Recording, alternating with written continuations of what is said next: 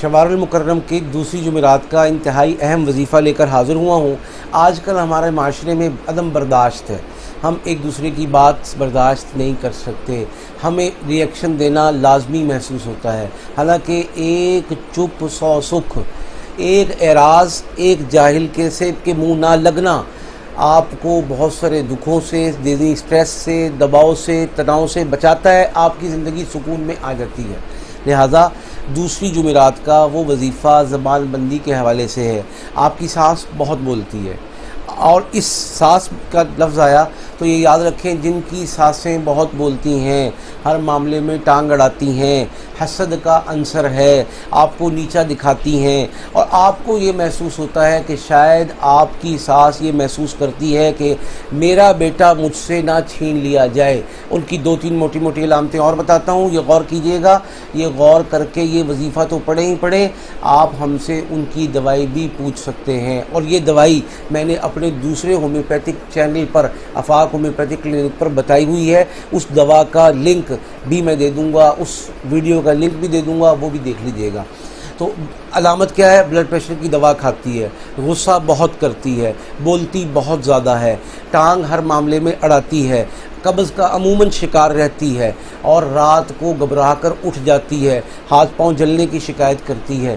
یہ وہ سب چیزیں ہیں کہ اگر یہ بھی شامل ہیں تو آپ کو معمولی سی کوشش سے، وہ دوا کھلانے سے، اللہ کے حکم سے، پہلی دوا سے، پہلی خوراک سے وہ اثر محسوس ہوگا جو ساری زندگی کے لیے آپ کو ہماری اس دوا کا مرید بنا دے گا انشاءاللہ۔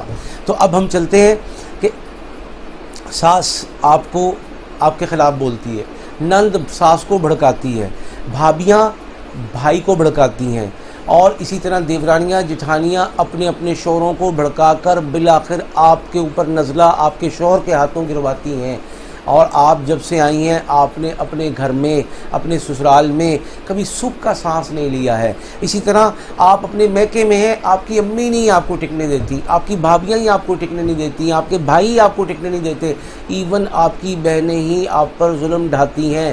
تو یہ وہ زبان بندیاں ہیں جن میں یہ عمل کام آئے گا۔ آپ دفتر میں ہیں، آپ کے باس، آپ کے مینیجرز، آپ کے افسر، آپ کے وہ لوگ جن کو آپ رپورٹنگ ہے، آپ کو ٹکنے نہیں دیتے، آپ سے محبت پیار سے بات کرنا انہوں نے سیکھا ہی جیسے نہیں ہے، اور وہ ہر ایک کے سامنے، اپنے طاقتور کے سامنے جی حضوری کرتے ہیں، لیکن سارا نزلہ اس جی حضوری کا وہ ڈرین کرتے ہیں کمزوروں پر، مسکینوں پر، محتاجوں پر، یا ان لوگوں پر جو ان کے دست نظر ہیں۔